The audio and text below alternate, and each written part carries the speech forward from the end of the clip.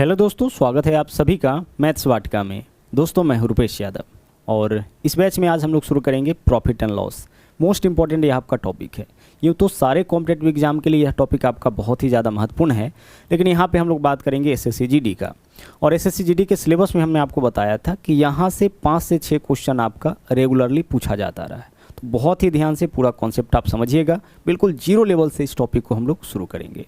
तो आइए शुरू करते हैं आज के क्लास को।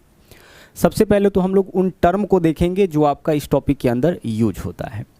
इसमें से पहला है आपका कॉस्ट प्राइस यानी कि क्रय मूल्य। क्रय मूल्य हम लोग बोलते किसको है? तो किसी भी वस्तु को जितना में हम लोग खरीदते हैं वह क्रय मूल्य कहलाता है। जैसे इस मार्कर को हमने 2000 रुपये में खरीदा है तो 2000 रुपये इस मार्कर का क्या हो जाएगा? क्रय मूल्य हो जाएगा। और इस टॉपिक के अंदर हम लोग क्रय मूल्य को दर्शाएंगे सीपी से। तो जहाँ भी हम सीपी लिखे आप समझ जाइएगा कि यह क्या है? आपका क्रय मूल्य है यानी कि कॉस्ट प्राइस है। दूसरा जो टर्म है वह है आपका सेलिंग प्राइस यानी कि विक्रय मूल्य। किसी भी वस्तु को जितना में हम लोग बेचते हैं वह आपका क्या कहलाता है? विक्रय मूल्य कहलाता है। और विक्रय मूल्य को यहाँ पे हम लोग किससे दर्शाएंगे? एसपी से। सीपी का मतलब हो जाएगा कॉस्ट प्राइस यानी कि क्रय मूल्य और एसपी का मतलब हो जाएगा सेलिंग प्राइस यानी कि विक्रय मूल्य। आगे देखिए, अगला है प्रॉफिट। प्रॉफिट का मतलब क्या होगा? लाभ। और लाभ को यहाँ पे हम लोग किससे दर्शाएंगे? पी से। पी का मतलब हो जाएगा प्रॉफिट। और उसी तरह से लॉस का मतलब क्या होता है? हानि। और इसको यहाँ पे हम लोग किससे दर्शाएंगे? एल से। तो पी लिखा हुआ रहे मिले तो आप समझ जाइएगा कि बात लाभ की हो रही है, प्रॉफिट की हो रही है। और एल लिखा मिले तो आप समझ जाइएगा कि बात हानि की हो रही है यानी कि लॉस की हो रही है। आगे चलिए, अब आगे एक टर्म है आपका एमआरपी। एमआरपी का मतलब होता है मार्क्ड प्राइस या फिर इसको हम लोग मैक्सिमम रिटेल प्राइस भी बोलते हैं। हिंदी में इसको बोलते हैं हम लोग अंकित मूल्य या फिर सूची मूल्य। किसी भी वस्तु के ऊपर जो कीमत छपा होता है उसी को हम लोग बोलते हैं अंकित मूल्य। ठीक है, डिस्काउंट के अंदर हम लोग इस टर्म का सबसे ज़्यादा यूज करते हैं। आगे देखिए, आगे है यहाँ पे 2 फॉर्मूला लिखा हुआ। पी यानी कि प्रॉफिट बराबर यानी लाभ बराबर क्या होगा? विक्रय मूल्य माइनस क्रय मूल्य। जब भी आपको लाभ निकालना होगा ना तो विक्रय मूल्य में से क्रय मूल्य माइनस करिएगा। उसी तरीके से जब भी आपको हानि निकालना होगा तो हानि के केस में आपको क्या करना है? क्रय मूल्य में से विक्रय मूल्य माइनस करना है, उल्टा कर देना है। लाभ के केस में विक्रय मूल्य में से क्रय मूल्य माइनस होगा और हानि के केस में क्रय मूल्य में से विक्रय मूल्य माइनस होगा। इसलिए क्योंकि लाभ के केस में विक्रय मूल्य जो होता है वह क्रय मूल्य से बड़ा हो जाता है, लेकिन हानि के केस में विक्रय मूल्य जो होता है वह क्रय मूल्य से छोटा हो जाता है। तो हमेशा हमें क्या करना है? पॉजिटिव वैल्यू निकालना है। तो बड़ी वैल्यू में से ही छोटी वैल्यू हम लोग माइनस करते हैं। तो इस वजह से लाभ के केस में विक्रय मूल्य माइनस क्रय मूल्य करते हैं और हानि रहने पर क्रय मूल्य माइनस विक्रय मूल्य। जैसे देखिएगा, 2 क्वेश्चन के माध्यम से इस चीज़ को समझते हैं। अगर मान लीजिए किसी वस्तु को हमने खरीदा 500 रुपये में, ठीक है, और इसको हम बेच दिए 700 रुपये में। अब आप सोचिए ज़रा सा कि इस सौदे में हमें क्या होगा? लाभ होगा कि हानि? सर निश्चित रूप से इस सौदे में लाभ होगा क्योंकि हमने 500 में खरीदा है और 700 में बेच लिया। अच्छा, लाभ कितना का होगा? तो लाभ के लिए हम क्या करेंगे? विक्रय मूल्य में से क्रय मूल्य माइनस करेंगे यानी कि 700 माइनस करेंगे 500। 700 में से 500 माइनस करिए, कितना आ जाएगा? 200। तो 200 रुपये का लाभ हुआ। यहाँ पे हमें क्या समझना था कि लाभ निकालने के लिए हम लोगों ने क्या किया? विक्रय मूल्य में से क्रय मूल्य माइनस किया। ठीक है, हमने क्या किया? विक्रय मूल्य में से क्रय मूल्य माइनस किया। यूँ तो देख के समझ में आ रहा है यहाँ पे कि 200 रुपये का लाभ होगा, बट इस चीज़ को हम यहाँ पे आपको समझाने का प्रयास करें क्योंकि आगे इसका हम लोग यूज करेंगे। दूसरा क्वेश्चन देखिए, अगर मान लीजिए हमने किसी वस्तु को खरीदा तो 600 रुपये में है, ठीक है, लेकिन इस वस्तु को हमने बेच लिया 400 रुपये में। अब देखिए, इस बार वस्तु को हम लोगों ने कम में बेचा है, तो कम में बेचेंगे तो क्या होगा? हानि होगा। हालांकि देख के पता चल रहा है कि हानि यहाँ पे कितने रुपए का हो रहा है? सर हानि यहाँ पे हो रहा है 200 रुपये का, देख के पता चल रहा है। बट हानि हम लोग निकालेंगे कैसे? तो हानि के लिए हम लोग करेंगे क्रय मूल्य माइनस विक्रय मूल्य, यानी पहले लिखेंगे क्रय मूल्य और बाद में क्या लिखेंगे? बाद में हम लोग लिखेंगे विक्रय मूल्य, क्योंकि हानि के केस में जो विक्रय मूल्य होता है वह क्रय मूल्य से कम हो जाता है। तो क्रय मूल्य माइनस विक्रय मूल्य करिए, कितना आ गया? आपका आ गया यहाँ पे 200। तो बस इस दोनों टर्म को हम लोग समझने के लिए यह 2 एग्जाम्पल लिए हैं। लाभ के लिए विक्रय मूल्य में से क्रय मूल्य माइनस, जबकि हानि के लिए हम लोग क्या करते हैं? हानि के लिए क्रय मूल्य में से विक्रय मूल्य माइनस करते हैं। ठीक है, चलिए आगे कुछ और इम्पॉर्टेंट फैक्ट्स यहाँ पे आपको समझना है जो बहुत ही ज़्यादा ज़रूरी है। वह क्या है? देखिएगा, यहाँ पे हम लोग समझते हैं। देखिए, 2 चीज़ और आपको यहाँ पे समझना है। पहला देखिए इसमें से क्या है? पहला है आपका प्रतिशत लाभ। पी से हमने आपको बताया था कि पी से हम लोग किसको दर्शाएंगे, पी से हम लोग दर्शाएंगे प्रॉफिट को यानी कि लाभ को। तो प्रतिशत लाभ आप कैसे निकालिएगा, तो जब भी आपको प्रतिशत लाभ निकालना होगा तो आप लाभ को ऊपर लिखिएगा और बट्टा में लिखिएगा कॉस्ट प्राइस यानी कि क्रय मूल्य। और चूंकि वैल्यू आपको प्रतिशत में चाहिए तो इस वजह से इसमें गुना करना पड़ेगा कितना से, 100 से। जैसे ही 100 से आप गुना करिएगा यह आपका प्रतिशत में कन्वर्ट हो जाएगा। यानी फॉर्मूला हमारा क्या बन गया, अगर हम इसको हिंदी में पढ़े तो प्रतिशत लाभ बराबर लाभ बट्टा क्रय मूल्य गुना 100, लाभ बट्टा क्रय मूल्य गुना 100। उसी तरीके से और हमें समझना है यहाँ पे प्रतिशत हानि यानी परसेंटेज लॉस। लॉस कैसे निकालेंगे, लॉस के लिए लॉस रहेगा ऊपर यानी हानि रहेगा ऊपर, बट्टा में यहाँ भी रहेगा क्रय मूल्य और गुना करेंगे 100 से। यानी यहाँ पे क्या है आपका, हानि के लिए हम लोग क्या करते हैं, हानि बट्टा क्रय मूल्य गुना 100 करते हैं। लाभ के लिए लाभ बट्टा क्रय मूल्य गुने 100 और प्रतिशत हानि के लिए हानि बट्टा क्रय मूल्य गुने 100। तो जब भी आपसे प्रतिशत लाभ या प्रतिशत हानि पूछा जाए तो आप इसी फॉर्मूला का उपयोग करिएगा, बहुत ही काम आने वाला यह आपका फॉर्मूला है, ठीक है। और आज हम लोग इन्हीं फॉर्मूला का उपयोग सबसे ज़्यादा करेंगे। जब भी आपको प्रतिशत लाभ निकालना होगा तो आपको क्या चाहिए होगा, लाभ साथ में क्रय मूल्य गुना 100। हाँ, एक चीज़ का ध्यान रहे कि यहाँ भी बट्टा में क्या है आपका कॉस्ट प्राइस यानी क्रय मूल्य है और यहाँ भी बट्टा में क्या है कॉस्ट प्राइस यानी कि क्रय मूल्य है। तो कहने का यह मतलब है कि चाहे तो हम बात करें प्रतिशत लाभ का या फिर प्रतिशत हानि का, दोनों किसके रिस्पेक्ट में निकलेगा, दोनों आपका क्रय मूल्य के रिस्पेक्ट में निकलेगा। अब यहाँ पे 2 क्वेश्चन है, इन दोनों क्वेश्चन को हम लोग सोल्व करते हैं। पहला क्वेश्चन देखिए क्या है, किसी वस्तु को खरीदा गया है 1200 रुपये में और बेचा गया 1500 रुपये में, तो इस सौदे में क्या होगा, लाभ होगा। आपको बताना है प्रतिशत लाभ कि कितने प्रतिशत का लाभ होगा। तो प्रतिशत लाभ के लिए फॉर्मूला क्या होता है, लाभ। तो 1200 में खरीदा 1500 में बेचा तो लाभ कितना का होगा, 300 का। तो ऊपर में हम लिख दिए लाभ। अब बट्टा में क्या लिखेंगे, बट्टा में लिखेंगे हम लोग क्रय मूल्य। क्रय मूल्य कितना है 1200, तो बट्टा में लिखेंगे 1200। और चूंकि वैल्यू हमें प्रतिशत में चाहिए तो इस वजह से हम गुना करेंगे इसमें कितना से, 100 से। सोल्व इसको करिए, आंसर आपका आ जाएगा। देखिएगा 300 से काटेंगे 1200 को, 300 चौके 1200, 4 से काटेंगे 100 को, कितना हो जाएगा 25। यानी इस सौदे में जो है वह 25% का लाभ होगा। कब, जब हम वस्तु को खरीदेंगे 1200 में और बेचेंगे 1500 में, तो लाभ कितने परसेंट का हो जाएगा, 25% का। क्वेश्चन नंबर 2 देखिएगा, यहाँ पे देखिए क्या है, वस्तु को खरीदा गया है कितना में, 2500 रुपये में। कॉस्ट प्राइस है 2500 तो खरीदा गया होगा 2500 में, और सेलिंग प्राइस यानी बेचा गया है कितना में, 2300 में। तो वस्तु को जितना में खरीदा है उससे कम में बेचा है तो क्या होगा, इस बार हानि होगा। हमें क्या बताना है, प्रतिशत हानि। तो प्रतिशत हानि बराबर क्या होगा, हानि बट्टा क्रय मूल्य। तो हानि कितना का हुआ, 2500 में खरीदा 2300 में बेचा, 200 रुपये का हानि। तो ऊपर में लिखिए हानि। बट्टा में क्या लिखेंगे, बट्टा में हमेशा कॉस्ट प्राइस ही लिखते हैं। कॉस्ट प्राइस कितना हो जाएगा 2500 और प्रतिशत के लिए गुना करेंगे हम लोग 100 से। बस सोल्व करिए, आंसर आपका आ जाएगा। अगर हम यहाँ पे काटे तो 00 से 00 कैंसिल, 25 चौके 100, 2 गुने 4 कितना हो जाएगा 8। यानी इस सौदे में 8% का नुकसान हो जाएगा, 8% की हानि हो जाएगी। कब, जब हम किसी वस्तु को खरीदेंगे तो 2500 में लेकिन बेचेंगे 2300 रुपये में, तो उस केस में हमें 8% की हानि हो जाएगी। तो आई होप कि यह कॉन्सेप्ट आपके समझ में आ गया होगा अच्छी तरह से कि जब भी प्रतिशत लाभ निकालना होगा तो हम लिखेंगे लाभ बट्टा क्रय मूल्य गुना 100, और हानि के लिए क्या लिखेंगे, हानि बट्टा क्रय मूल्य गुना 100। अब आइए यहाँ पे हम लोग शुरुआत करते हैं क्वेश्चन से। पहला क्वेश्चन देखिएगा यहाँ पे क्या है। इस पहले क्वेश्चन में बोला है कि किसी वस्तु का विक्रय मूल्य और क्रय मूल्य में 7:3 का अनुपात। देखिए विक्रय मूल्य और क्रय मूल्य का अनुपात दे रखा है। विक्रय मूल्य यानी कि SP और क्रय मूल्य यानी कि CP। इसमें क्या अनुपात है, 7:3 का अनुपात है। क्वेश्चन को पहले आप अच्छी तरह से जरूर पढ़िएगा। क्या बोला है, किसी वस्तु के विक्रय मूल्य और क्रय मूल्य में 7:3 का अनुपात, यानी विक्रय मूल्य 7 और क्रय मूल्य 3।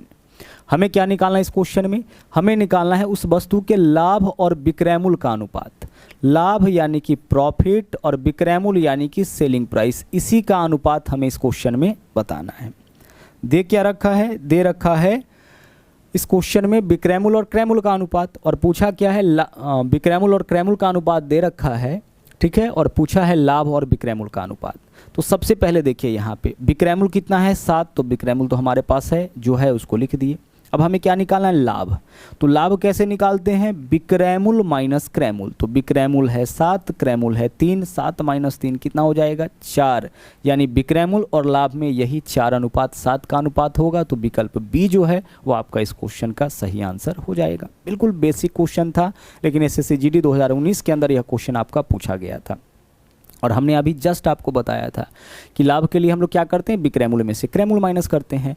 तो बिक्रैमुल भी है, क्रैमुल भी है, बिक्रैमुल में से क्रैमुल माइनस करेंगे क्या होगा, लाभ। और लाभ और बिक्रैमुल का अनुपात निकालना था तो 4:7। अगर लाभ और क्रैमुल का अनुपात निकालना होता तो लाभ है 4, क्रैमुल है 3, 4 अनुपात कितना हो जाता, 4:3 हो जाता। अब अगर मान लीजिए कि इसी क्वेश्चन में ना प्रतिशत लाभ पूछ दिया होता तो क्या करते। तो सोचिए जरा सा कि इस क्वेश्चन में लाभ कितना का हो रहा है। तो वस्तु को बेचा है 7 में, खरीदा है 3 में, लाभ कितने का हो रहा है, लाभ हो रहा है 4 का। वस्तु है 3 का, बेच रहा है 7 में, तो लाभ कितने का, 4 का। बट्टा में क्या लिखेंगे, बट्टा में क्रैमुल लिखेंगे और प्रतिशत के लिए क्या करेंगे, गुना करेंगे 100 से। इससे आपका क्या निकल जाएगा, इससे आपका निकल जाएगा प्रतिशत लाभ। तो अगर हमें यहाँ पे प्रतिशत लाभ भी निकालना होता तो भी हमें कोई दिक्कत नहीं होता। प्रतिशत लाभ के लिए हम क्या करते, लाभ बट्टा क्रैमुल गुना 100। तो हमेशा ध्यान रखिएगा कि चाहे तो बात प्रतिशत लाभ का हो या फिर प्रतिशत हानि का हो, दोनों किसके रिस्पेक्ट में निकलता है, दोनों आपका निकलता है क्रैमुल के ही रिस्पेक्ट में। ठीक है, चलिए अब चलते हैं अगले क्वेश्चन में। यहाँ देख लीजिए क्वेश्चन नंबर आपका 2 है। बोला है किसी वस्तु का क्रैमुल इसके विक्रैमुल से 25% कम है। हमें क्या बताना है, लाभ या हानि प्रतिशत। यानी कि लाभ हो रहा होगा तो लाभ प्रतिशत और हानि हो रहा होगा तो हानि प्रतिशत। क्वेश्चन को अच्छी तरह से पढ़िए। बोला है क्रैमुल जो है वह बिक्रैमुल से 25% कम। तो पहले तो बिक्रैमुल हम लोग तय करते हैं, फिर क्रैमुल अपने आप पता चल जाएगा। तो हम इस क्वेश्चन में बिक्रैमुल मान लेते हैं 100 रुपये। तो क्रैमुल कितना हो जाएगा, इससे 25% कम, यानी कितना रुपया, 75 रुपया। बस अकॉर्डिंग टू क्वेश्चन हम लोगों ने यहाँ पे क्रैमुल और बिक्रैमुल दोनों मान लिया। क्वेश्चन में क्या बोला था कि किसी वस्तु का क्रैमुल जो है वह बिक्रैमुल से 25% कम है। तो ना तो इस क्वेश्चन में बिक्रैमुल दिया है और ना ही क्रैमुल दिया है, सिर्फ बिक्रैमुल और क्रैमुल में परसेंटेज रिलेशन दिया है। तो जब भी परसेंटेज रिलेशन दे तो इस तरीके से हम लोग मान के चलेंगे। हम क्या मानेंगे, 100 मानेंगे। तो बिक्रैमुल मान लिए 100 और इससे 25% कम। तो 100 से जितना प्रतिशत कम बोले उतना ही कम करना है। 100 से 25% कम यानी 100 से 25 कम करिए, कितना हो जाएगा 75। यानी इस क्वेश्चन में जो है वह बिक्रैमुल है 100 और क्रैमुल कितना है 75। बस अब हमें क्या बताना है इसमें, लाभ या हानि प्रतिशत। तो सोचिए जरा सा कि इस सौदे में क्या होगा, वस्तु को खरीदा गया है 75 में, बेचा गया है 100 में, तो क्या होगा, लाभ होगा। तो लाभ है तो प्रतिशत लाभ निकाल दीजिए। अब प्रतिशत लाभ बराबर क्या होगा, लाभ 75 में खरीदा 100 में बेचा, लाभ कितने का 25। बट्टा में लिखेंगे क्रैमुल और प्रतिशत के लिए क्या करेंगे, प्रतिशत के लिए हम लोग 100 से गुना करेंगे। बस इसको सोल्व करिए, आंसर आपका आ जाएगा। 25 से काटिए, 25 दिया 75। 100/3, 100/3 33.1/3, यानी इसको हम लोग 33 दशमलव क्या लिख सकते हैं, 33% लिख सकते हैं। 100/3 का यही वैल्यू आता है, ध्यान रखिएगा। पूर्णांक में 33.1/3 या फिर पॉइंट के रूप में लिखा रहेगा तो 33.33 ही। 100 में 3 से भाग करिएगा, यही वैल्यू आपका आ जाएगा। यहाँ पे हमें क्या बताना था, यहाँ पे हमें बताना था लाभ या हानि प्रतिशत। लाभ होगा तो लाभ प्रतिशत, हानि होगा तो हानि प्रतिशत। हमें देख के पता चला कि सौदे में तो लाभ ही हो रहा है, तो प्रतिशत लाभ निकाल दिए। आगे चलिए, अगला क्वेश्चन यहाँ पे है, यह आपका क्वेश्चन नंबर 3। अब गौर से इस क्वेश्चन को पढ़िएगा। अभी बोला किसी कुर्सी का विक्रयमूल्य उसके क्रयमूल्य का 33/20 गुना। ध्यान से समझिएगा, पहले क्या बोला है, पहले बोला है विक्रयमूल्य, तो पहले आप विक्रयमूल्य लिखिए।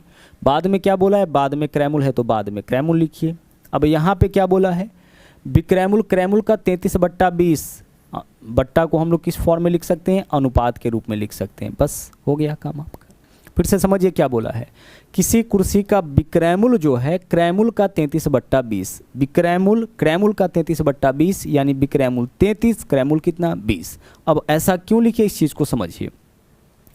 देखिए क्या बोला है क्वेश्चन में, किसी सौदे का जो विक्रयमूल्य है ना, इस कुर्सी का जो विक्रयमूल्य है, इसके क्रयमूल्य का यानी कॉस्ट प्राइस का मतलब क्या होता है, गुना 33 बट्टा कितना है, 33/20 है। अब सीपी इधर गुना में है, इधर लाएंगे तो भाग में आ जाएगा, तो एसपी बट्टा क्या हो जाएगा, बट्टा सीपी हो जाएगा। बराबर के दाईं ओर गुना में है, इधर लाएंगे तो भाग में आ जाएगा। बराबर कितना होगा, 33/20 हो जाएगा। आगे देखिए, बट्टा का मतलब क्या होता है, अनुपात। तो SP अनुपात क्या लिखेंगे, CP बराबर है 33/20, यानी कितना हो जाएगा, 33:20 हो जाएगा। तो इसी वजह से डायरेक्ट हमने SP/CP यानी SP अनुपात CP बराबर क्या लिखा है, 33:20 लिखा है। तरीका क्या होगा कि जो पहले आएगा उसको पहले लिखिएगा, जो बाद में रहेगा उसको कहाँ लिखना है, बाद में लिखना है। तो हमें इस क्वेश्चन में क्या पता है, हमें इस क्वेश्चन में पता है विक्रैमुल और क्रैमुल में क्या अनुपात होगा। ठीक है, हमें इस क्वेश्चन में क्या पता है, हमें इस क्वेश्चन में पता है विक्रैमुल और क्रैमुल का अनुपात। अब निकालना क्या है, इस लेन देन में लाभ या हानि प्रतिशत। सोचिए जरा सा कि लाभ होगा कि हानि। वस्तु को खरीदा कितना में, 20 में, और बेचा कितना में, 33 में, तो लाभ होगा। अब लाभ हो रहा है तो प्रतिशत लाभ निकाल दीजिए।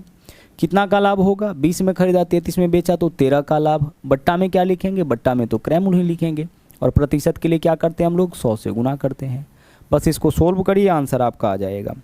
20 से काटेंगे, 20 पंचे 100 हो जाएगा, 13 गुने 5 यानी कि 65% आपका इस क्वेश्चन का सही आंसर होगा। 65% क्या होगा, 65% का लाभ होगा। 65% हानि भी है, ध्यान रखिएगा। ठीक है, ऑप्शन में तो आपको चुनना है 65% का लाभ। तो इस तरीके से भी क्वेश्चंस जो है वो आपके सामने आएगा। आगे देखिए, 3 नंबर क्वेश्चन हो गया था। अब हम लोग चलेंगे क्वेश्चन नंबर 4 में। अभी जो भी क्वेश्चन आप देख रहे हैं ना, वो आपका रिलेटेड टू परसेंटेज लाभ या फिर परसेंटेज हानि है। यहाँ देखिए क्वेश्चन क्या है, बोला है 92 किलोग्राम गेहूं बेचने से एक व्यक्ति को 12 किलोग्राम के विक्रयमूल्य के बराबर लाभ होता है, तो लाभ प्रतिशत ज्ञात करें। इस तरह का क्वेश्चन भी बहुत ही ज़्यादा पूछा जाता है। ठीक है, इसमें डाटा आपका चेंज भी हो सकता है। जैसे मान लीजिए क्वेश्चन ऐसे बोले कि 12 वस्तु बेचने पर 2 वस्तु के विक्रयमूल्य के बराबर लाभ। ठीक है, 12 कलम बेचने पर 2 कलम के विक्रयमूल्य के बराबर लाभ। अब ऐसे क्वेश्चन को सोल्व कैसे करते हैं, गौर से देखिएगा। क्या बोला इस क्वेश्चन में, 92 किलोग्राम गेहूँ बेचने से, 92 किलोग्राम गेहूँ बेचने से एक व्यक्ति को 12 किलोग्राम के विक्रयमूल्य के बराबर लाभ होता है। तो हम इस क्वेश्चन में मान लेते हैं कि 1 किलोग्राम का विक्रयमूल्य 1 रुपया। ठीक है, हम इस क्वेश्चन में क्या मानेंगे, ऐसे क्वेश्चन में 1 किलोग्राम का विक्रयमूल्य 1 रुपया, तो 92 किलोग्राम का विक्रयमूल्य कितना हो जाएगा, 92 रुपया। मतलब कि वस्तु को बेचा है कितना में, 92 रुपये में। ठीक है, हुआ क्या है, 12 किलोग्राम विक्रयमूल्य के बराबर लाभ, यानी लाभ कितना हुआ है, 12 किलोग्राम विक्रयमूल्य के बराबर। तो 1 किलोग्राम का विक्रयमूल्य 1 रुपया, 12 किलोग्राम के बराबर यानी कि 12 रुपये का लाभ हुआ। बहुत सिंपल सा फॉर्म में क्वेश्चन को हम लोग कन्वर्ट कर लिए। 1 किलोग्राम का विक्रयमूल्य हम लोग कितना मान लिए, 1 रुपये मान लिए, तो 92 किलोग्राम का विक्रयमूल्य कितना होगा, 92 रुपया। तो 92 किलोग्राम गेहूं बेचने पर यानी 92 रुपया जो है वह विक्रयमूल्य हो जाएगा, बेचने पर बोला है। 12 किलोग्राम विक्रयमूल्य के बराबर लाभ यानी कि 12 रुपया जो है वह लाभ हो गया। तो 92 रुपया बेचने पर 12 रुपया का लाभ हो रहा है। सोचिए, जब किसी वस्तु को 92 में बेचा तो 12 का लाभ हो गया। इसका मतलब वस्तु खरीदा गया होगा कितना में, वस्तु खरीदा गया होगा आपका मात्र 80 रुपये में। यही तो होगा, क्योंकि जब 92 में बेचा तो इसमें 12 रुपया का लाभ भी है, तो लाभ हटा देंगे तो क्रयमूल्य निकल जाएगा, यानी क्रयमूल्य कितना हो गया, 80। अब हमारे पास क्रयमूल्य भी है, विक्रयमूल्य भी है, लाभ भी है। निकालना क्या है, लाभ प्रतिशत। तो लाभ प्रतिशत का फॉर्मूला भी है हमारे पास। लाभ प्रतिशत बराबर क्या लिखते हैं, लाभ। तो लाभ कितना का हो रहा है, लाभ हो रहा है 12 का। बट्टा में क्या जाएगा, बट्टा में जाएगा क्रयमूल्य। क्रयमूल्य कितना है, 80। क्रयमूल्य यानी कॉस्ट प्राइस, और परसेंटेज के लिए हम लोग गुना करते हैं 100 से। आइए इसको सोल्व करते हैं। 20 से काटेंगे तो 20 चौके 80, 20 पंचे 100 हो जाएगा, और 4 से काटेंगे 4 तिया 12, 3 गुने 5 यानी कि 15% का लाभ जो है वो आपका इस सौदे में हो जाएगा। तो विकल्प सी जो है वो आपका इस क्वेश्चन का सही आंसर हो जाएगा। ठीक है, तो इस तरह के क्वेश्चन को हम लोग इसी तरीके से बनाएंगे। आगे भी क्वेश्चन का प्रैक्टिस हम लोग करेंगे, लेकिन फिलहाल हर टाइप का क्वेश्चन हम लोग यहाँ पे एक एक देखते हुए चलते हैं। आगे देखिए, अगला होगा आपका क्वेश्चन नंबर 5। यहाँ देखिए क्या बोला है, यहाँ पे क्या बोला है, बोला है यदि लाभ विक्रयमूल्य का 1/9वां भाग, लाभ क्या है, विक्रयमूल्य का 1/9वां भाग। तो पहले क्या है, लाभ है, और बाद में क्या है, विक्रयमूल्य, यानी लाभ बट्टा विक्रयमूल्य क्या है, 1/9, यानी 1:9। अब लाभ भी पता है, विक्रयमूल्य भी पता है, तो क्या इससे हम लोग क्रयमूल्य भी निकाल सकते हैं? बिल्कुल निकाल सकते हैं सर। देखिएगा, सबसे पहले तो बोला लाभ विक्रयमूल्य का 1/9, यानी पहले बोला है लाभ बाद में विक्रय मूल्य, मतलब हम लिखेंगे लाभ अनुपात विक्रय मूल्य 1/9 यानी 1:9। तो हमारे पास लाभ भी है और विक्रय मूल्य भी है, ठीक है। तो क्या हम क्रय मूल्य निकाल सकते हैं? बिल्कुल निकाल सकते हैं। 9 रुपया में 1 रुपया का लाभ यानी क्रय मूल्य हो जाएगा कितना? 8 रुपया। यहाँ पे क्रय मूल्य पता था नहीं, हम लोग यहाँ पे क्रय मूल्य निकाले हैं। क्रय मूल्य कितना हो जाएगा? क्रय मूल्य आपका हो जाएगा 8 रुपये, ठीक है।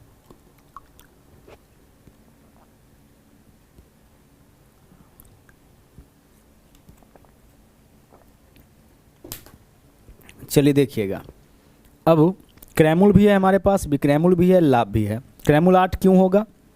क्योंकि 9 रुपये में बेचने पर यानी इस 9 रुपया में 1 रुपया का लाभ है, इसका मतलब वस्तु खरीदा गया हुआ 8 में। बोले लाभ प्रतिशत बताइए। अब प्रतिशत लाभ के लिए फॉर्मूला क्या यूज करते हैं? लाभ। तो लाभ कितना है? 1 बट्टा में क्या जाएगा? कॉस्ट प्राइस यानी क्रय मूल्य। प्रतिशत के लिए गुना करेंगे 100 से। सोल्व करिए, जब 4 से काटिएगा तो 4 दूना 8, 4 से काटिएगा तो 25 चौके 100, 25/2। 25/2 कितना हो जाएगा? 12.5। जब 25 में 2 से भाग करिएगा 12.5 आएगा। 12.5% का लाभ जो है वो आपका इस सौदे में हो जाएगा, ठीक है। चलिए, सीधे सीधे आपको हमेशा इस तरह से क्वेश्चन नहीं मिलेगा कि विक्रय मूल्य क्वेश्चन में दे दिया, क्रय मूल्य दे दिया और आप लाभ निकालिए। डाटा आपका इस तरीके से भी दिया जा सकता है और सारे क्वेश्चन जो यहाँ पे आप देख रहे हैं सारे लेटेस्ट क्वेश्चन है, ठीक है। चलिए यहाँ देखिए क्वेश्चन क्या है। बोला किसी वस्तु का क्रय मूल्य का 60% उसके विक्रय मूल्य के 50% के बराबर। क्वेश्चन में क्या बोला है? क्रय मूल्य का 60%, ठीक है। यह जो है वो आपका विक्रय मूल्य के 50% के बराबर यानी सेलिंग प्राइस के 50% के बराबर, यही बोला है। जो बोला है हमने कर दिया। बोला क्रय मूल्य का 60% विक्रय मूल्य के 50% के बराबर। अब सोल्व करिए, बराबर के आमने सामने अगर वैल्यू कटता है तो काटते हैं, प्रतिशत से प्रतिशत कैंसिल, 0 से 0 कैंसिल। अब हमारे पास देखिए इधर क्या है? कॉस्ट प्राइस, इधर सेलिंग प्राइस है, ठीक है। तो यहाँ पे हम निकाल सकते हैं इसके मदद से कॉस्ट प्राइस और सेलिंग प्राइस में अनुपात। इसके सामने जो होगा वो इसका वैल्यू हो जाएगा, कितना है? 5, और इसके सामने जो होगा वो इसका वैल्यू होगा, कितना हो जाएगा? 6 हो जाएगा। ऐसा क्यों होगा समझिएगा। देखिए SP इधर गुना में इधर आएगा तो भाग में, तो हम क्या लिखेंगे? CP/SP बराबर, इधर पहले से क्या है? बराबर के इस तरफ 5 है और यह जो अंक है 6 गुना में उधर ले जाएंगे तो कहाँ चला जाएगा? भाग में चला जाएगा। यानी दोनों वेरिएबल को हम एक तरफ करेंगे और दोनों नंबर को एक तरफ करेंगे। तो SP को इधर लाएंगे तो बराबर के दाईं ओर गुना में इधर आएगा तो भाग में, यानी CP/SP हो जाएगा। और इस नंबर को जो इधर गुना में इस तरफ ले जाएंगे तो भाग में आ जाएगा, यानी कितना होगा? 5/6। CP/SP यानी कॉस्ट प्राइस अनुपात सेलिंग प्राइस, 5/6 यानी कि 5:6। और वैसे भी जब इस तरह से रहे, बराबर का चिन्ह रहे, तो इसके सामने वाला जो होगा वह इसका वैल्यू होगा, इसके बगल वाला इसका वैल्यू नहीं होगा, इसके जो सामने वाला होगा सो। तो CP का वैल्यू कितना? 5 और SP का वैल्यू कितना हो जाएगा? 6 हो जाएगा। तो कॉस्ट प्राइस और सेलिंग प्राइस हमें दोनों पता हो गया इस क्वेश्चन में। खरीदा वस्तु को कितना में? 5 में, और बेच रहा है कितना में? 6 में। क्वेश्चन क्या पूछा है? लाभ प्रतिशत। निकाल दीजिए। प्रतिशत लाभ बराबर क्या होता है? लाभ बट्टा क्रय मूल्य। तो लाभ कितने का हो रहा है? 1 का, बट्टा में क्रय मूल्य, प्रतिशत के लिए गुना करेंगे हम लोग 100 से। बस क्वेश्चन को सोल्व करिए, आंसर आपका आ जाएगा। 5 से अगर इसको काटते हैं कितना हो जाएगा? 20, यानी इस सौदे में, इस लेन देन में 20% का लाभ हो जाएगा, ठीक है। इस पूरे सौदे में क्या होना है? इस पूरे सौदे में आपका 20% का लाभ होना है। चलिए बढ़ते हैं अगले क्वेश्चन में। क्वेश्चन नंबर अब आप देखिए 7, 6 तक हम लोग देख लिए थे। नंबर 7 क्वेश्चन बोला यदि 20 पुस्तकों का लागत मूल्य 25 पुस्तकों के विक्रय मूल्य के बराबर हो तो हानि प्रतिशत ज्ञात कीजिए। यहाँ पे जो क्वेश्चन है मोस्ट इंपॉर्टेंट ये आपका क्वेश्चन है, इसको भी आप अच्छी तरह से समझ लीजिए। यहाँ लागत मूल्य का मतलब होता है क्रय मूल्य यानी कि कॉस्ट प्राइस, और विक्रय मूल्य है दूसरा। यहाँ क्रय मूल्य जो दिया है गौर से देखिए, बोला 20 पुस्तकों का लागत मूल्य, यानी लागत मूल्य किस रूप में दिया है? पुस्तक के रूप में दिया है, वस्तु के रूप में दिया है। उसी तरह से बोला है 25 पुस्तकों के विक्रय मूल्य के बराबर, विक्रय मूल्य भी किस रूप में दिया है? पुस्तक के रूप में दिया है। तो जब भी क्वेश्चन में ना क्रय मूल्य और विक्रय मूल्य वस्तु के रूप में दे, उस केस में आपको उल्टा कर देना है। क्या करना है? आपको उल्टा करना है। रुपए के रूप में रहे तब तो कोई दिक्कत नहीं है। रुपए के फॉर्म में रहता है तो आराम से हम लोग निकाल लेते थे, पता हम लोग जिसके साथ क्रैमुल होगा वो क्रैमुल हो जाएगा, जिसके साथ बिक्रैमुल लगा होगा वो बिक्रैमुल हो जाएगा। लेकिन जब वस्तु के रूप में रहे उस केस में आपको उल्टा करना है, यानी क्रैमुल को बना देना है बिक्रैमुल और बिक्रैमुल को बना देना है क्रैमुल। ठीक है, अब देखिएगा इस क्वेश्चन में क्रैमुल क्या होगा और बिक्रैमुल क्या होगा, और केवल क्रैमुल बिक्रैमुल पता चला वैसे ही हम लोग लाभ हानि निकाल लेंगे। क्या बोला है, 20 पुस्तकों का लागत मूल्य, यानी इसके साथ लगा हुआ है क्रैमुल तो इसको कहाँ लिखेंगे हम लोग, बिक्रैमुल में लिख देंगे। अब जैसे ही आप इसको बिक्रैमुल में लिखे जो दूसरा वैल्यू है वो आपका क्या हो जाएगा, वो आपका क्रैमुल हो जाएगा। बस अब हमें यहाँ पता लग गया है क्रैमुल कितना 25 रुपये, बिक्रैमुल कितना 20 रुपये। अब यहाँ से आप क्वेश्चन को आसानी से सोल्व कर सकते हैं। अब सोचिए वस्तु को खरीदा गया 25 में, बेचा जा रहा है 20 में, तो लाभ होगा कि हानि, सर पक्का हानि होगा, पक्का लॉस होगा, क्योंकि खरीदे हैं ज़्यादा में, बेच रहे हैं कम में। कितना का हानि होगा, 25 में खरीदा 20 में बेच रहा है, 5 का हानि होगा। बट्टा में क्या लिखेंगे, बट्टा में लिखेंगे हम लोग क्रैमुल, प्रतिशत के लिए गुना करेंगे 100 से। जो प्रतिशत लाभ हानि है उसको चेंज मत करिएगा, वह तो आपका क्रैमुल के ही रिस्पेक्ट में निकलेगा, बस केवल इसको चेंज करना है, बाकी सब सेम रहेगा। 25 चौके 100, 5 चौके 20%, 20% का क्या होगा इस सौदे में, 20% का नुकसान हो जाएगा। अच्छा, इसको भी ऐसा क्यों किए इसको भी हम लोग समझते हैं, लेकिन फिलहाल इस कॉन्सेप्ट को आप अच्छी तरह से समझ लीजिए। इतना आने के बाद, यानी क्रैमुल बिक्रैमुल पता होने के बाद प्रतिशत लाभ या प्रतिशत हानि तो हम लोग आसानी से निकाल लेंगे। अब ऐसा क्यों किए समझिएगा। जैसे बोला है 20 पुस्तक का लागत मूल्य, तो हम मान लेते हैं कि एक पुस्तक का लागत मूल्य जो है वह C रुपये। C रुपये क्यों, क्योंकि C से होता है कॉस्ट प्राइस। तो 20 पुस्तक का लागत मूल्य कितना हो जाएगा, 20 C रुपये हो जाएगा। 1 का 1 C, 2 का 2 C, 3 का 3 C, तो 20 पुस्तक का लागत मूल्य 20 C रुपये हो जाएगा। उसी तरह से एक पुस्तक का विक्रय हम मान लेते हैं S रुपये, तो 25 पुस्तक का विक्रय मूल्य कितना हो जाएगा, 25 गुने S रुपये। अब इसके बारे में बोला है कि यह दोनों बराबर है, 20 पुस्तक का क्रय मूल्य 25 पुस्तक के विक्रय मूल्य के बराबर। अब देखिए यहाँ से आप सोचिए जरा सा कि अगर हम क्रैमुल और बिक्रैमुल का अनुपात निकालेंगे तो इसके सामने जो वैल्यू होगा वही इसका वैल्यू होगा, तो C का वैल्यू कितना हो जाएगा 25, और जो इसके सामने होगा वह इसका वैल्यू हो जाएगा, तो इसका वैल्यू कितना हो गया 20। यानी क्रैमुल कितना 25 और बिक्रैमुल कितना 20। कहने का मतलब यह है कि जो इसके गुना में है वह इसके बराबर में नहीं आता है। ठीक है, जो इसके गुना में है वह क्या होता है, वह सामने वाला का वैल्यू हो जाता है। जो क्रैमुल के गुना में होता है वह बिक्रैमुल का वैल्यू हो जाता है, और जो बिक्रैमुल के गुना में होता है वह क्रैमुल का वैल्यू हो जाता है। तो हम डायरेक्टली यहाँ पे यह काम करेंगे कब, जब क्रैमुल बिक्रैमुल जो है वह वस्तु के रूप में दे रखा हो, उस केस में जिसके साथ क्रैमुल लगा होगा, लागत मूल्य लगा होगा, उसको लिखेंगे बिक्रैमुल में, और जिसके साथ बिक्रैमुल लगा होगा उसको लिखेंगे क्रैमुल में। नोट में जरूर आप अपने कॉपी में इस बात को लिखिएगा जब भी वस्तु के केस में क्रैमुल बिक्रैमुल। फिर से देखिए 20 पुस्तकों का लागत मूल्य यानी 20 बिक्रैमुल हो गया। बस अब जैसे ही 20 बिक्रैमुल तो जो बचा वैल्यू वह क्रैमुल हो गया। अब बिक्रैमुल क्रैमुल दोनों पता है, प्रतिशत लाभ निकालना है तो लाभ निकालिए, हानि निकालना है तो हानि निकालिए। क्वेश्चन नंबर 8 को गौर से देखिए, यहाँ से इस कॉन्सेप्ट को और क्लियर करते हैं। बोला है 15 वस्तुओं का क्रय मूल्य, तो यहाँ पे हम लोग लिखेंगे क्रय मूल्य और विक्रय मूल्य। अब जरा सोचिए इसके साथ क्या है, 15 वस्तुओं का क्रय मूल्य, यानी 15 कहाँ चला जाएगा, विक्रय मूल्य में। जब इसको विक्रय मूल्य में लिखें तो यह कहाँ जाएगा, यह आपका क्रय मूल्य में जाएगा। बस इसका हो गया काम खत्म। अब यहाँ से हमें क्या करना है, हमें निकालना है लाभ या हानि प्रतिशत। तो वस्तु को खरीदा गया है 12 में, अब ऊपर से कोई मतलब नहीं, इसको देखिए, और बेचा गया है 15 में, पक्का इस सौदे में क्या होगा, लाभ होगा। कितने % का लाभ होगा, 12 में खरीदा 15 में बेचा, 3 का लाभ। बट्टा में क्या लिखेंगे, बट्टा में लिखेंगे कॉस्ट प्राइस, और प्रतिशत के लिए हम लोग गुना करेंगे 100 से। सोल्व करिए, आंसर आपका यहाँ से आ जाएगा। 3 से काटेंगे 3 चौके 12, 4 से काटेंगे कितना होगा 25, यानी इस सौदे में जो है वो आपका 25% का प्रॉफिट हो जाएगा, 25% का लाभ हो जाएगा। ठीक है, बाकी तो फॉर्मूला हम लोग को वही यूज करना है, लाभ बट्टा क्रय मूल्य गुने 100, और हानि रहने पर हानि बट्टा क्रय मूल्य गुने 100। यहाँ पे अलग क्या था, तो यहाँ पे जो डाटा दे रखा था, यहाँ पे जो क्रय मूल्य और विक्रय मूल्य दे रखा था वह आपका किस फॉर्म में था, वह आपका वस्तु के रूप में था। चलिए बढ़ते हैं अगले क्वेश्चन में। यहाँ देखिए क्वेश्चन नंबर आपका यहाँ 9 है। ठीक है, क्वेश्चन नंबर 9 देखिएगा क्या है।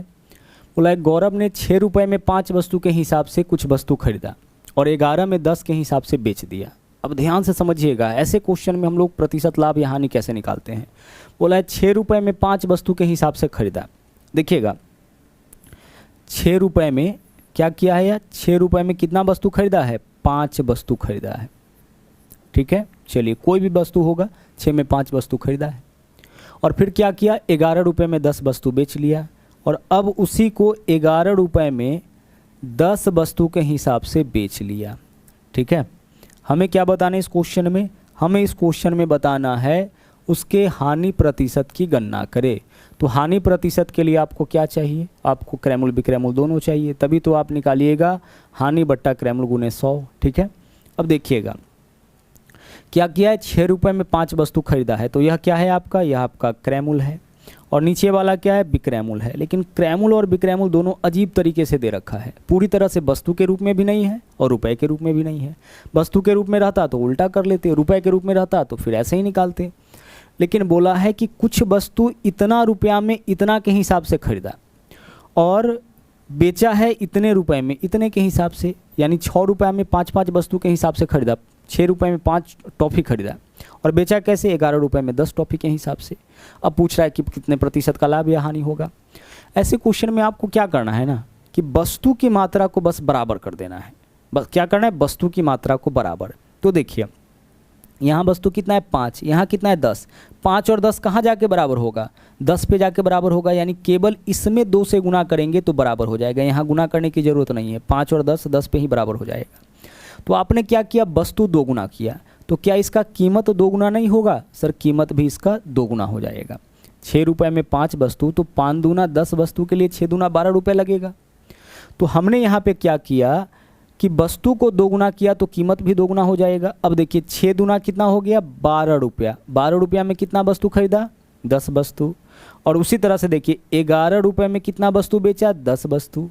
तो यहाँ पे जितना वस्तु का क्रयमूल्य पता है उतना ही वस्तु का भी क्रयमूल्य पता है। 12 रुपये जो है वह 10 वस्तु का क्रयमूल्य है और 11 रुपये जो है वह 10 वस्तु का विक्रयमूल्य है। वस्तु तो बराबर हो गया। अब वस्तु को खरीदा है 12 में, बेच रहा है 11 में। ठीक है, अब यहाँ से आप सोचिए कि क्या होगा। तो खरीदा गया 12 में, बेचा जा रहा है 11 में, क्या होगा, इस सौदे में लॉस हो जाएगा। तो हमें बताना है कितने % का लॉस होगा। 12 में खरीदा, 11 में बेचा, 1 का लॉस, बट्टा में क्रयमूल्य कितना है 12, प्रतिशत के लिए हम क्या करेंगे, गुना करेंगे 100 से। सोल्व करिए, 4 दूना 8, 4 से काटेंगे 25, 25 बट्टा 2 यानी कि सॉरी यहाँ पे क्या होगा, 4 तिया 12, 25 बट्टा 3 यानी कि 8.1/3% का लॉस इस सौदे में हो जाएगा। हम क्या करेंगे ऐसे क्वेश्चन में, वस्तु के संख्या को बराबर कर देंगे। देखिए यहाँ भी कितना वस्तु है, 10 वस्तु, यहाँ भी कितना वस्तु, 10 वस्तु। तो 10 वस्तु को खरीदा है कितना में, 12 में, बेचा कितना है, 11 में। हमने वस्तु को 2 गुना किया तो कीमत भी तो 2 गुना हो जाएगा। तो 12 रुपये में खरीदा, 11 में बेच रहा है, 12 में खरीदा, 11 में बेच रहा है। आसानी से यहाँ से निकाल सकते हैं। एक और क्वेश्चन सेम देखते हैं, इससे आपका जो है यह कॉन्सेप्ट है वह क्लियर हो जाएगा। देखिएगा यहाँ पे क्वेश्चन नंबर कितना हो जाएगा, ये आपका 10 होगा ना। चलिए 10 बोला, एक विक्रेता 6 रुपये में 5 संतरा खरीदता है। 6 रुपये में कितना संतरा खरीदता है, देखिएगा खरीदता है 6 रुपये में 5 संतरा। ठीक है, या 6 रुपये में खरीदा 5 संतरा यानी 5 वस्तु। ठीक है, चलिए आगे। और 3 रुपये में 2 के हिसाब से बेच दिया, और बेचता कैसे है, 3 रुपये में 2 के हिसाब से। 3 रुपये में यह 2 बेच लेता है, यानी 3 रुपये में 2 वस्तु यह बेच लेता है।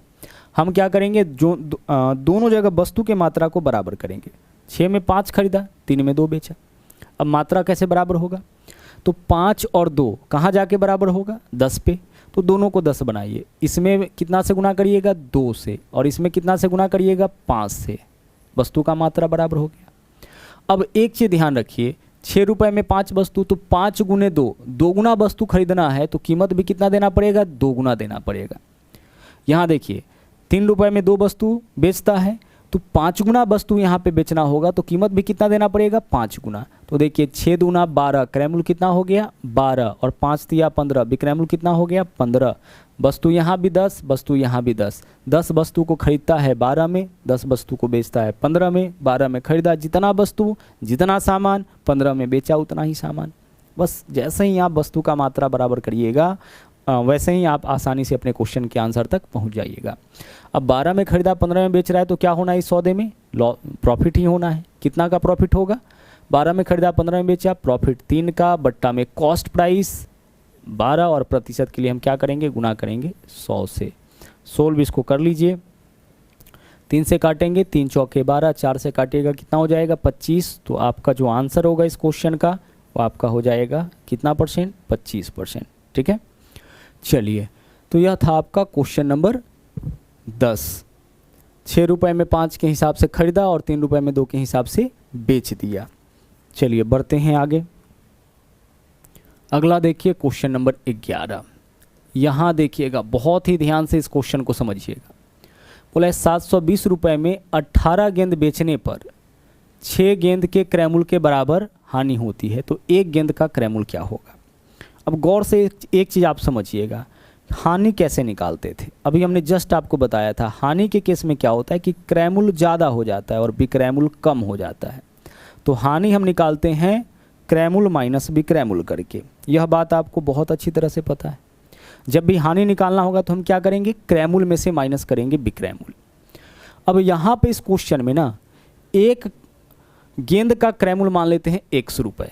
ध्यान से समझिएगा, एक गेंद का क्रयमूल्य कितना मान लेते हैं हम? 100 रुपये मान लेते हैं, एक का क्रयमूल्य। ठीक है, एक गेंद का क्रयमूल्य कितना रुपया? 100 रुपया मान लिए। अब हानि हमें निकालना है। ठीक है, तो हानि कितना हुआ है? 6 गेंद के क्रयमूल्य के बराबर, यानी कि 6 100 रुपये हानि होगा। हानि कितना का हुआ है इस सौदे में? बोला है 6 गेंद के क्रयमूल्य के बराबर। तो एक गेंद का क्रयमूल्य हम माने हैं 100 रुपये, यानी हानि कितना रुपया होगा x के फॉर्म में? 6x।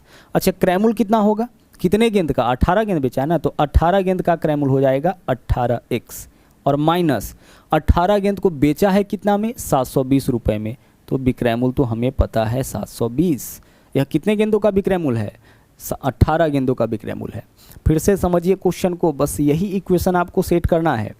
हानि बराबर क्या होता है? क्रयमूल्य माइनस विक्रयमूल्य होता है। हमने माना एक गेंद का क्रयमूल्य 100 रुपये। अब यहाँ पे बोला है सबसे पहले 6 गेंद के क्रयमूल्य के बराबर हानि होता है, तो एक गेंद का क्रयमूल्य 100 रुपये यानी 6x हानि होता है। तो हानि का वैल्यू पता है। क्रयमूल्य कितना होगा? 18 गेंद बेचा है, मतलब खरीदा भी तो होगा 18 गेंद। तो एक गेंद का क्रयमूल्य 100 रुपये, तो 18 गेंद का क्रयमूल्य कितना हो जाएगा? 18x। तो 18 गेंद के क्रयमूल्य में से 18 गेंद के विक्रयमूल्य 720 रुपये में 18 गेंद बेचा है, तो 18 गेंद के क्रयमूल्य में से 18 गेंद के विक्रयमूल्य को माइनस करेंगे तो क्या निकलेगा? हानि। क्रयमूल्य माइनस विक्रयमूल्य बराबर हानि। अब देखिए 720 इधर माइनस में, बराबर के बाईं ओर ले आएंगे प्लस में, बराबर 6x इधर आके 18 में x में से घटेगा तो 12x, 12 से काटिए गुना में इधर आएगा तो भाग में, 12 6 के 72, 60, 60 बराबर x, यानी x का वैल्यू हो जाएगा 60। और x क्या माने थे? x माने थे प्रत्येक गेंद का क्रयमूल्य। तो एक गेंद का क्रयमूल्य ही यहाँ आपसे पूछा है कि एक गेंद का क्रयमूल्य कितना हो जाएगा? आंसर आपका इस क्वेश्चन का 60 रुपये। बहुत ही बेहतरीन क्वेश्चन था। इस तरीके से हम लोग इस क्वेश्चन को जो है वह सोल्व करेंगे। ठीक है, चलिए आगे बढ़ते हैं। अगला क्वेश्चन देखिएगा, यह आपका क्वेश्चन नंबर हो जाएगा 12। ठीक है, हाँ क्वेश्चन नंबर 12 ही होगा ना, पीछे क्या देखे हैं? हाँ 11, नंबर 12 क्वेश्चन देखिए। यहाँ देखिए क्या है, बोला है किसी वस्तु को 69 रुपये में बेचने के बजाय 78 में बेचने से लाभ प्रतिशत दोगुना होता है। इस क्वेश्चन में एक सिंपल सा लाइन बोला है। यह बोला है कि 69 रुपये में बेचने के बजाय 78 में जब बेचा जाता है तो दोगुना लाभ होता है। प्रतिशत लाभ, दुगुना प्रतिशत लाभ होता है, इसका मतलब कि दोगुना लाभ होता है। तो वस्तु का क्रयमूल्य पूछा है, हम क्रयमूल्य मान लेते हैं x। अब सोचिए कि 69 में बेचा होगा तो कितना लाभ? तो क्रयमूल्य x माने हैं, तो विक्रयमूल्य माइनस क्रयमूल्य यही लाभ होगा। ठीक है, 78 में बेचेंगे तो कितना लाभ? तो 78 रुपये में बेच रहा है, वस्तु का क्रयमूल्य x है, तो विक्रयमूल्य माइनस क्रयमूल्य इतना लाभ होगा। अब बोला यह है कि 69 के बजाय 78 में बेचने पर जो लाभ होता है वह दोगुना, मतलब इस लाभ का दोगुना लाभ होता है कब? जब 78 में बेचते हैं। यह भी तो लाभ है। 69 में बेचने पर कितना का लाभ? तो विक्रयमूल्य माइनस क्रयमूल्य यह लाभ। 78 में बेचने पर कितना लाभ? विक्रयमूल्य माइनस क्रयमूल्य इतना लाभ। यह जो लाभ है इस लाभ के दोगुना के बराबर है। हमने क्या माना? हमने माना वस्तु का क्रयमूल्य 100 रुपये, तो जब 69 में बेचेंगे तो इतना लाभ, जब 78 में बेचेंगे तो इतना लाभ, क्योंकि विक्रयमूल्य माइनस क्रयमूल्य लाभ। अब गुना करिए 2 से, 69 गुने 2 138 माइनस 2x बराबर 78 माइनस x। आगे देखिए 78 जो है इधर आके घटेगा 138 में से, तो 8 में से 8 माइनस करिए 0, और 13 में से 7 माइनस करेंगे कितना हो जाएगा 60 हो जाएगा। माइनस 2x इधर आएगा तो प्लस 2x, तो प्लस 2x माइनस x क्या बचेगा, केवल x बचेगा। इधर आएगा तो plus 2x minus x, 2x में से x माइनस करेंगे x बचेगा, तो x का वैल्यू कितना आ गया 60। उस वस्तु का क्रयमूल ही पूछा था तो x ही माने थे ना, जो पूछता है जनरली उसी को हम लोग x मानते हैं। तो उस वस्तु का क्रयमूल आपका कितना हो जाएगा 60 रुपये हो जाएगा। ठीक है, चलिए बढ़ेंगे अगले क्वेश्चन में। ये आपका क्वेश्चन नंबर 13 है। इस क्वेश्चन में भी आपको क्या बताना है, प्रतिशत लाभ ही बताना है। देखिएगा क्वेश्चन क्या है, बोला है एक बेईमान विक्रेता, हालांकि इस टाइप का क्वेश्चन आगे भी हम लोग करेंगे, अपने सामान को लागत मूल्य पर बेचने का दावा करता है। एक बेईमान व्यापारी है जो कहता है कि हम अपने वस्तु को जिस भाव में खरीदे हैं उसी भाव में बेचेंगे। यानी अगर मान लीजिए कि वह चीनी बेचता है और 40 रुपया पर केजी खरीद के लाया है, तो वह 40 रुपये पर केजी के हिसाब से ही बेचता है। लेकिन वह क्या करता है कि 1 किलोग्राम, किलोग्राम कहने का मतलब 1 किलोग्राम वजन के बदले में 875 ग्राम तौलता है। तो 1 किलोग्राम का मतलब क्या हो गया, 1 किलोग्राम का मतलब होता है 1000 ग्राम, तो 1000 ग्राम के बदले वह 875 ग्राम तौलता है। यही इस क्वेश्चन में बोला गया है। तो बोला है कि उसका लाभ प्रतिशत कितना होगा। अब सोचिए जरा सा कि कितने % का इसको लाभ होगा। लाभ तो होगा इस सौदे में, इसको 1 किलोग्राम के बदले में कितना तौला, 875 ग्राम तौला, यानी कि 125 ग्राम का इसको लाभ हो जाएगा। तौलना था 1000, तौला मात्र 875, तो 125 ग्राम का लाभ। अच्छा, इसमें कॉस्ट प्राइस इसका कितना जाएगा, 875 ही ना। जितना सामान यह दे रहा है लागत तो उसको उतना ही जाएगा, जितना का वस्तु यह देगा इसका कॉस्ट प्राइस तो उतना ही जाएगा। तो 875 ग्राम ही दे रहा है, इसका मतलब कि इसका जो कॉस्ट प्राइस है, लागत मूल्य है वो 875। तो हमेशा ऐसे क्वेश्चन में जो है वह जो कॉस्ट प्राइस होता है वो वही होता है जितना ग्राम वह देता है। ठीक है, तो लाभ बट्टा क्या लिखेंगे, क्रयमूल्य और प्रतिशत के लिए गुना करेंगे 100 से। अब आइए इस क्वेश्चन को सोल्व करते हैं। 125 से इसको काटिएगा 7 बार में कट जाएगा, 100/7 यानी कि 14.2/7% हो जाएगा। 7 से काटिए, 14 7 98, 2 बचेगा, जो बच जाता है उसको ऊपर लिखते हैं। 14.2/7%, यही आपका इस सौदे में क्या होगा, लाभ हो जाएगा। विकल्प सी जो है वही आपका इस क्वेश्चन का सही आंसर होगा। क्वेश्चन ऐसे भी आएगा, 1 किलोग्राम के स्थान पर 920 ग्राम तौलता है, मतलब 80 ग्राम का लाभ होगा। कितना ग्राम देने पर, 920 ग्राम देने पर, तो बट्टा में 920 लिखेंगे। प्रतिशत के लिए हम गुना करेंगे 100 से। चलिए आगे बढ़ते हैं, इतना ही क्वेश्चन था। ओके, चलिए तो आज के क्लास में इतना ही। अभी प्रॉफिट एंड लॉस के 2 क्लास और होने हैं और बहुत ही इंपॉर्टेंट क्वेश्चन अभी आने वाले हैं, तो लगातार बने रहिएगा आप इस बैच में। चलिए आज के लिए इतना ही, मिलते हैं अगले क्लास में। थैंक यू, जय हिंद।